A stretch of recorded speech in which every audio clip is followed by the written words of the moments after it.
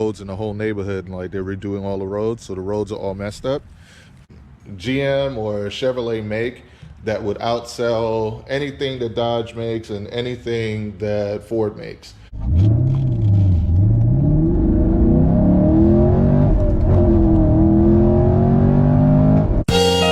Yeah, there's love, there's hate, lies and games, faith. All right, guys. So we're starting this video a little bit out differently today. As you can see, I'm out here on my property, and you can see the roads. They're doing like roads in the whole neighborhood, and like they're redoing all the roads, so the roads are all messed up. And because of that, I'll show you guys something. Because of that, both the Camaro and the truck, they're dirty as heck. So yeah, you can see that is all dirty there. Camaro is all dirty there. But yeah, so that's really why like I haven't really made any videos recently, is because like I like to, whenever I do videos, I like to keep the cars clean and everything for you guys. So yeah, but all that aside, let me get into what today's video is about. So what kind of 7th gen Camaro can GM or Chevrolet make that would outsell anything that Dodge makes and anything that Ford makes? And I would think first and foremost, like, I love this design, but you guys could comment below and let me know. And sorry, like I said, you know, they're doing work in our neighborhood, so the roads are all real dirty and stuff. But yeah, so yeah, you can see that there. But design wise, I love the design language of the Camaro, of the 6th gen Camaro. But they can, you know, it looks like, well, Ford kind of already copied this design, especially with the rear panel right here. You know, they kind of copy that with their new Mustang. But all that aside, right? What are the main competitors to the 6th gen Camaro right now, that especially new cars that are coming out? And I would say people may not really think it, but a strong competitor to the Camaro right now is the new Nissan Z, because it's, you know, it's comparably fast, as well as the new manual gearbox Supra, because, you know, the key thing is that you can get rear wheel drive with both those cars, manual gearbox, and pretty, you know, fast 0 to 60s and quarter mile times. So those are like cars that are like the competitors for the Camaro. And then obviously you have the Mustang and the Dodge Challenger.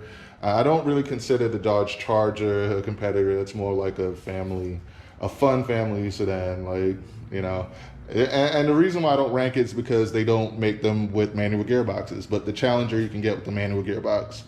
So Dodge will no longer be offering the same like manual gearbox, V8 powered rear wheel drive muscle cars that they've been producing in the past. We don't really know what they're gonna. I think they're steering more towards electric because of Stellantis. So you know that kind of rules them out in my book.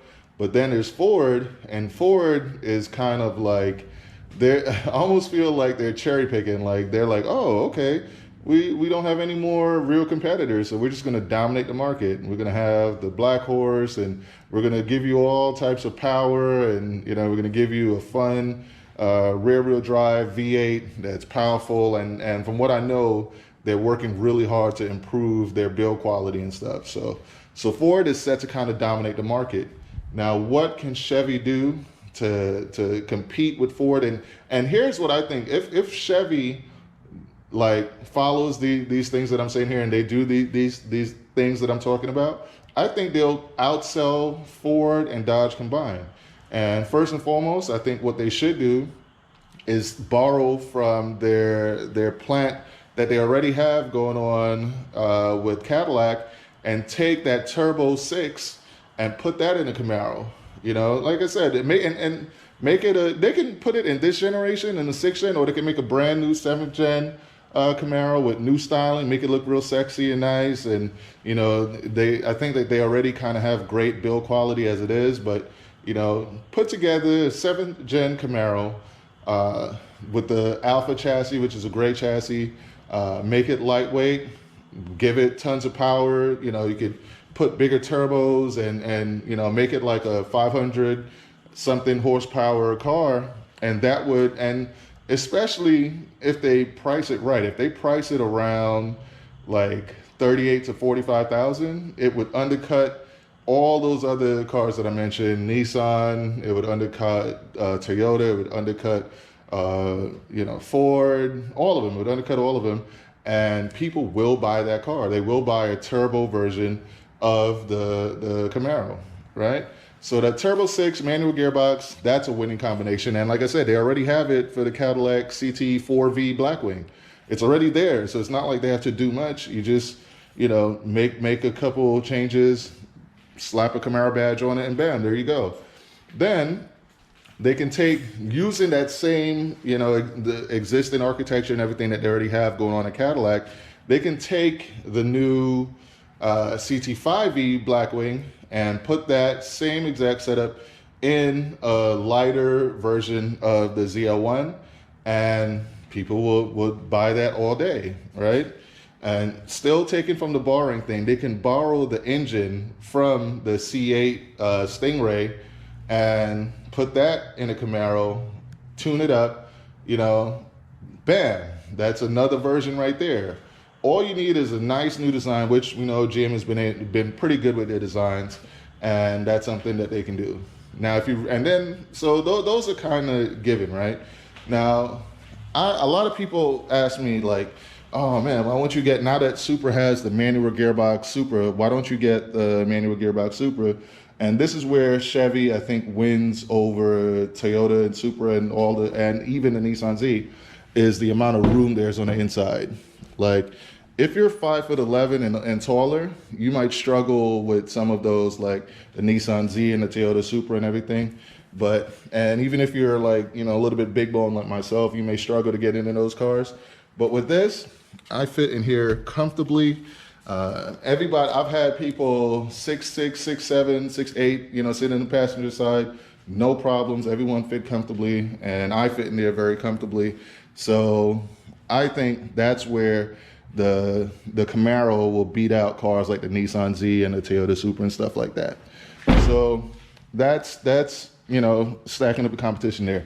Now, if you want to get a little bit crazy with what Chevy can do if they want to dominate the market, they can offer a V8 hybrid. They can do a V8 with some electric, you know, front, you know, motors, you know, motors moving the front wheels. That would do very well. And still, I think, yeah, even if they did it with that, they can still offer a manual gearbox. And then I think if they really want to steal the show and kind of put everybody else in check, they can either offer a twin turbo V6 or a V8 with the engine in the rear. Do a rear, just like how they did with the C8, but offer it with a manual gearbox.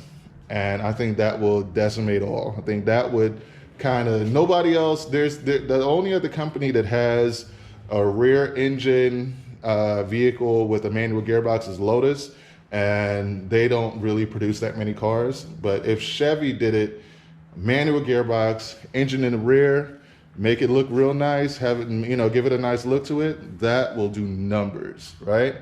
So there's so many things that Chevy already has available. It's just about mixing and splicing and putting it all together. And I think that they could be number one. They could be the number one selling muscle car or sports car in the US, and might even be worldwide if they price them right and build them like how I'm talking about. So that's what I have to say about that. You guys comment below. Let me know your thoughts. Let me know if you think that these are good ideas or not so good ideas, and let me know your reasoning behind it.